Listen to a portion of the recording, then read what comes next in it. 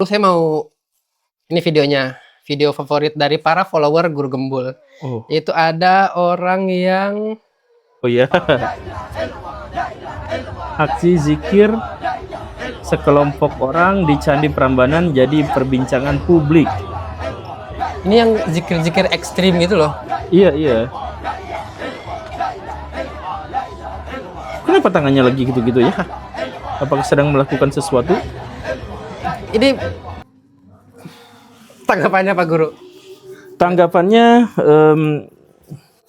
pertama, zikir itu adalah ibadah yang sebenarnya tidak ditentukan tempatnya di mana dan tidak ditentukan waktunya di mana. Sebaiknya sesering mungkin. Zikir dalam artian kita tuh mengingat Tuhan, mengingat semua yang Tuhan berikan kepada kita dengan segala anugerah, dengan segala kebesaran dan sebagainya. Yaitu zikir itu seperti itu. Apakah harus diucapkan atau tidak? Silahkan. Di tempatnya di mana silahkan, dan sebagainya juga dipersilahkan. Jadi termasuk di candi sebenarnya juga gak jadi masalah. Sebenarnya yang jadi masalah itu adalah kalau si candi itu dipahami sebagai sarana kita untuk menuju Tuhan. Misalkan bahwa si candi itu teh dianggap berkah. Ya dianggap berkah itu bagi umat sebelah dan itu wajar dan itu boleh. Kalau buat kita servernya beda. Jadi nah itu yang menjadi masalah tuh di situ. Kemudian si zikirnya itu nampaknya nah itu uyek-uyekan yang seperti itu. Yang biasanya gini-gini yang ekstrim gitu yang Ya, itu sebenarnya dari torikoh-torikoh atau tarekat-tarekat. Jadi di Indonesia itu ada tarekat sufi. Jadi dulu saya pernah bikin video. Jadi sufi itu terbangun dalam beberapa fase. Jadi fase yang pertama, jadi gini nih, sufi itu sufi itu adalah sistem kebatinan Islam. Jadi orang-orang sufi itu tidak fokus pada hukum, tapi fokus bagaimana mensucikan hati, membersihkan jiwa, berbuat baik, pikirannya baik, yang kayak gitu.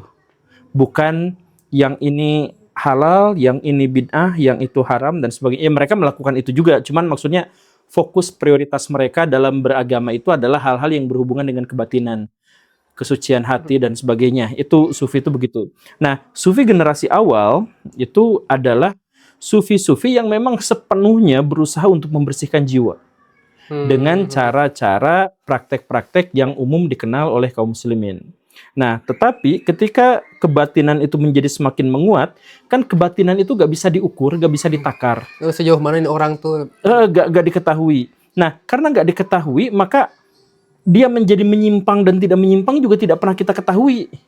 Ada sufi-sufi yang kemudian berubah menjadi saya adalah Tuhan, saya representasi dari Tuhan. Kata dia itu baik-baik saja, kata yang lain tidak baik-baik saja. Bagaimana cara mengkomunikasikannya? Bagaimana cara menjelaskan bahwa itu benar atau salah? Gak ada yang bisa, karena kebatinan itu kalau udah dikata-katakan, ya jadi material juga.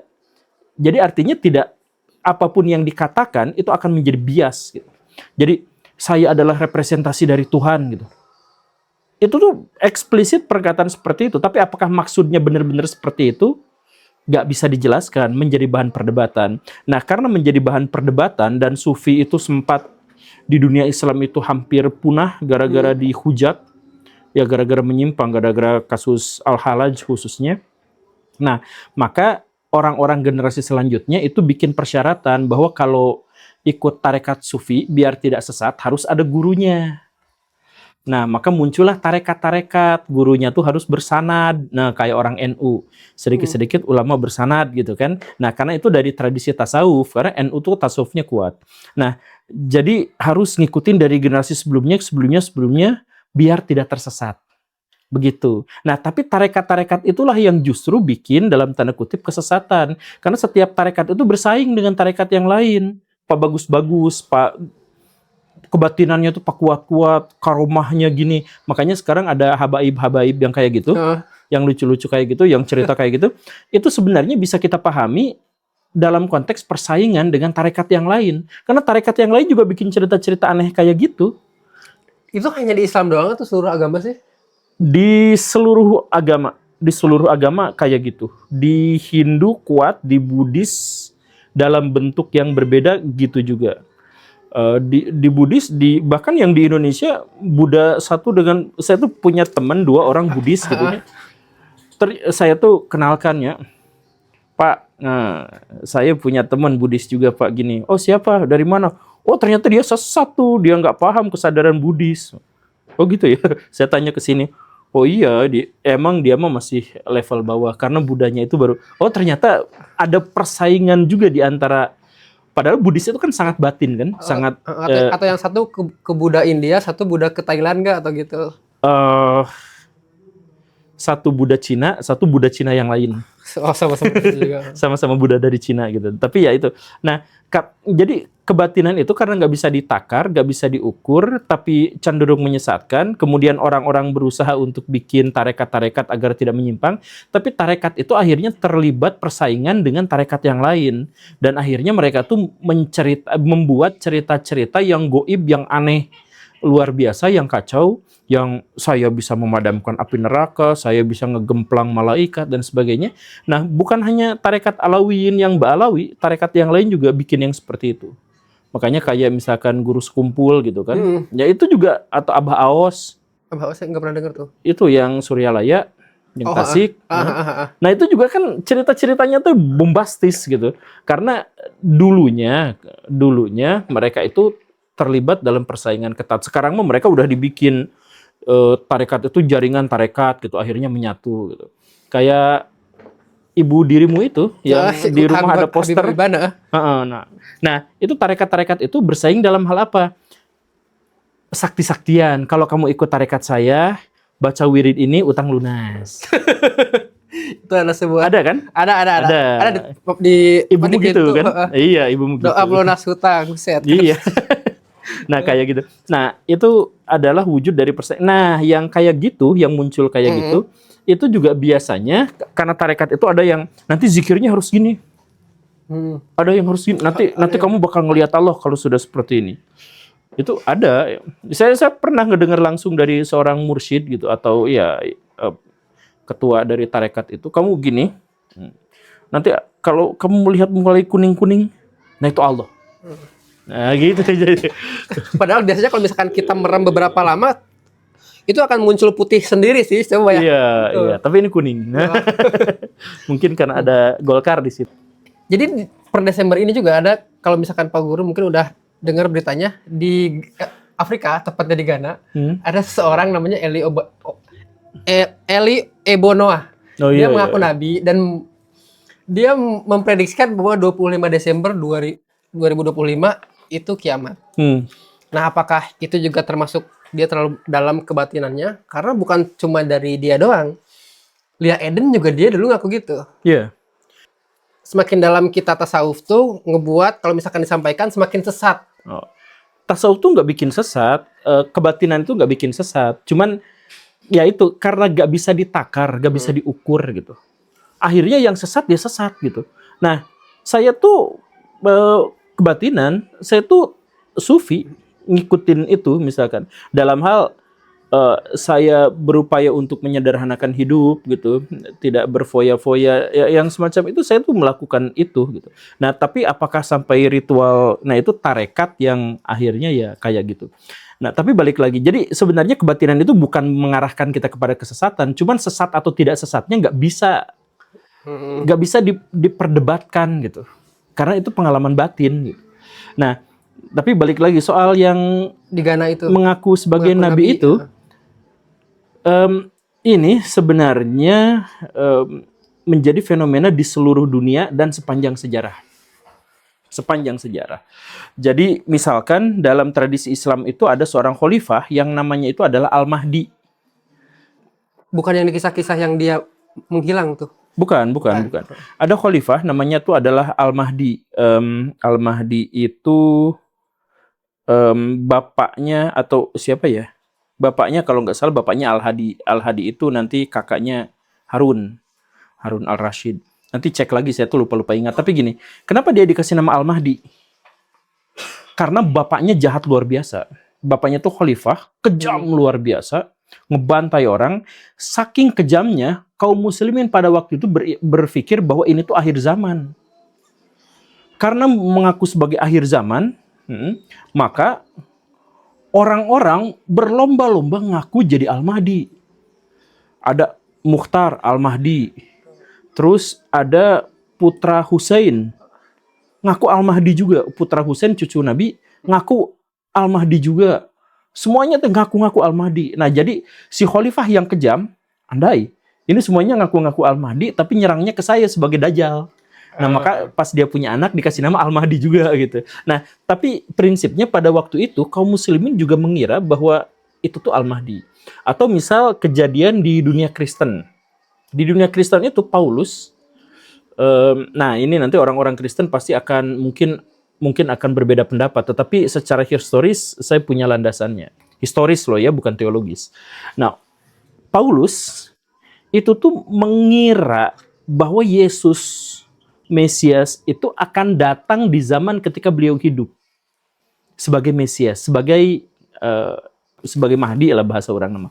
Sebagai Mesias itu akan, makanya beliau tuh ngotot gitu, maksa, kemudian nulis berbagai surat-surat dan sebagainya karena merasa bahwa Yesus tuh akan kembali di zaman dia hidup. Nah, ini juga kan sebenarnya mesianik. Dan tahu nggak, Pangeran Diponegoro tuh ngaku Imam Mahdi. Oh ya? Iya. Dia secara terang-terangan gitu atau saya nggak tahu terang-terangan atau enggak, tapi cek gelarnya. Gelarnya itu Al-Mahdi atau Satrio Piningit atau yang semacam itu, karena dia sendiri mengaku bahwa dirinya itu adalah Al-Mahdi yang akan menyelamatkan tanah Jawa dari kerusakan yang disebabkan oleh Dajjal yang VOC itu, yang Belanda itu. Begitu. Setiap kali orang ngerasain itu zaman terburuk, iya, yang terbaiknya tuh muncul bahwa Ahmadi muncul di situ. Makanya Pangeran Diponegoro pakai sorban. Oh. Gitu. Dan ini modus operandinya tuh orang-orang yang ngaku nabi itu pasti selalu mengatakan bermimpi dapat petunjuk dari ilahi, suruh melakukan ini, melakukan itu. Kayak ini kan Mama Gufron juga katanya saya sempat ngobrol dengan Tuhan, dia kalau nggak salah. Terus di segala agama sama, berarti emang betul. Semua agama sama itu. Jadi yang di Kristen ada yang seperti itu, yang di Islam, yang Hindu, Buddha, semuanya itu ada. Karena apa? Karena luar biasanya adalah semua agama yang kita ketahui sampai sejauh ini, itu punya konsepsi Mesias, punya mesianik gitu. Bahkan agama lokal Jawa itu punya Satrio Piningit gitu kan. Orang Hindu punya Kalki Avatar gitu dan lain sebagainya seperti itu. Kenapa? Karena dalam dunia sosiologinya, ini mah bukan dalam konteks agamanya tapi dalam sosiologi, manusia itu tidak pernah mau menerima seandainya dunia itu tidak adil. Dunia itu harus adil gitu. Sebab kalau nggak adil, sok bayangkan dirimunya, bayangkan. Saya orang yang diinjek-injek sama seorang mafia tanah. Mafia tanah itu berkuasa penuh, ceweknya banyak, duitnya banyak, dan dia dilulukan sebagai pahlawan. Sampai dia meninggal dunia dalam kondisi baik-baik saja. Padahal yang diinjak-injak, yang dijelek-jelek semuanya, itu hidup dalam penderitaan sampai mati. Kasus kejadian seperti itu kan banyak banget sekali di dunia. Orang-orang tuh gak mau nerima kalau begini tuh. Makanya mereka tuh membuat semacam imajinasi bahwa nanti di akhirat tuh ada balasannya. Di kehidupan setelah ini tuh ada balasannya. Nanti akan ada reinkarnasi yang karma-karma itu, karma buruk itu akan menjejali orang buruk. Karma baik akan kembali pada orang yang baik dan sebagainya. Sekali lagi ya, kalau dalam bahasa teologi ini dianggap penistaan gitu ya, dianggap karena tidak percaya dengan tapi dalam studi sosiologis, antropologis, Baraya bisa cek sumber-sumbernya. Memang begitu. Jadi ceritanya manusia itu mengingkari luar biasa kalau seandainya dunia itu tidak adil. Dirimu pikirin nih, ada imajinasi yang paling menakutkan di dunia. Apa, Cik? Imajinasi seandainya Tuhan tuh nggak adil. Coba bayangkan dirimunya berbuat baik sebaik-baiknya. Kerja sangat keras. Lalu pas mati sama Tuhan dicelupkan ke dalam neraka selama-lamanya. dan orang yang jahat, brutal, ngebantai orang kayak si Pol Pot, kayak Hitler, kayak gitu, dimasukkan ke dalam surga yang paling menyenangkan. Coba kalau misalkan dirimu punya imajinasi seperti itu tuh imajinasinya tuh menakutkan pisan. Saya berbuat baik ternyata langsung full. merinding nih. Iya kan? Langsung merinding. Ternyata full di neraka gitu. Tanpa dijahit lagi gitu. Terus kata Tuhan, ya gimana saya dong? Saya kan paling berkuasa. Kan kemahakuasaan Tuhan memungkinkannya untuk seperti itu kan? Apapun yang mau dia, ya terserah dia gitu kan. Dan kita gak bisa ngapa-ngapain, kita marah. Tuhan kenapa gini, kayak di film mana itu teh? Apangger teh yang akhirnya dicolok pakai pedang nekro itu teh. Nah, pohon eta. Nah, tapi imajinasi manusia itu tidak mau menerima karena itu terlalu menyakitkan. Seandainya Tuhan tuh berbuat seperti itu. Nah, seandainya dewa atau Tuhan itu berbuat seperti itu, kita tuh takut luar biasa. Makanya kita tuh langsung bikin bahwa segala sesuatu tuh harus adil. Nah, ketika segala sesuatu itu harus adil, kemudian kita tuh melihat bahwa zaman tuh kacau, zaman tuh berubah, makin jelek, makin banyak pembunuhan, makin banyak apa dan sebagainya. Maka itu tuh harus dipahami sebagai tanda-tanda bumi sudah tidak kuat lagi untuk menampung kejahatan. Karena sudah semakin tidak adil. Dan akhirnya harus ada orang yang menegakkan keadilan. Di akhirnya. Jadi endingnya orang baik harus menang. Itu bukan hanya perkara sinetron, bukan hanya cerita Rambo. Endingnya orang baik itu harus menang. Makanya muncul Mesias. Atau muncul Nabi akhir zaman. Atau muncul Satrio Piningit. Apapun itu, Kalki Avatar. Apapun itu, pokoknya endingnya tuh yang baik tuh harus menang. Gitu. Ini saya speechless sampai langsung merinding, gimana ya kalau misalkan benar itu terjadi gitu. Tuhan tidak adil. Ya, makanya jangan bahas filsafat ya, karena filsafat itu bikin kita pusing sendiri ya. Sama hal-hal yang gitu. Biarkan para filosof saja yang gila sendiri. Kita mah nggak usah. Tapi intinya, kenapa selalu ada orang yang ngaku sebagai nabi, dan itu terjadi biasanya di kondisi yang sangat jelek. Bahkan di era modern tuh masih ada yang percaya aja itu, Mbak. Iya. Iya, Dek. Ya sama seperti tadi itu, karena semua gak ada satupun orang yang berharap bahwa Tuhan itu gak adil. Harus endingnya tuh harus ada boga lakonnya gitu. Sejalan dengan orang-orangnya depresi terus dengan keadaan, berarti ya muncul seolah-olah dia penyelamat gitulah ya. Iya. Jadi misal ya, punten Lia Eden gitu. Anggaplah dia sesat. Dia udah keluar penjara belum ya? Udah mati. Oh iya, sorry, oh iya. Anggaplah dia sesat. Anggaplah dia sesat. Tapi itu tuh didasarkan pada keresahan sebagai orang baik. Gitu. Jadi dia mungkin mohon maaf ya, mungkin beliau tuh jadi ODGJ gitu misalkan ya. Mungkin maaf. Tapi ODGJ-nya itu didasarkan pada keresahan dia sebagai orang yang sangat baik. Yang melihat penderitaan umat manusia di akhir zaman, ngelihat Imam Mahdinya nggak datang-datang, dia mengakumulasikan sugesti di repetisi dalam benaknya, dan akhirnya sadar, oh saya Tuhan, saya ketemu sama Jibril gitu dan lain-lain. Pengalaman-pengalaman spiritual semacam itu saya tuh ngalamin secara subjektif, tapi ketika disampaikan kepada orang lain nggak percaya, ya itulah masalahnya, karena kebatinan tuh nggak bisa dibuktikan. Pak Guru juga sempat nyampaikan, mungkin dia tuh yang benar ketemu Tuhan, mungkin. Ya mungkin. Tapi pokoknya selama dia tidak ngambil keuntungan dari secara material, kayaknya fine-fine aja gak sih? Dan tidak ngebelokin kepercayaan orang. Iya, fine-fine aja. Jadi makanya kalau di negara-negara yang liberal, yang kayak Amerika Serikat gitu, itu tuh disebut New Religion Movement gitu, atau new apa gitu. Jadi mereka tuh tidak menganggap itu kelompok sesat, tapi kelompok ajaran agama baru, gerakan agama baru. Wah, bijak sekali itu yang bikin itu. Kalau di sini langsung sesat. Iya, kalau di negara-negara yang liberal, oke, itu diakui sebagai agama gerakan baru. So, silakan bisa bertahan lama enggak gitu. Ya terserah itu mah.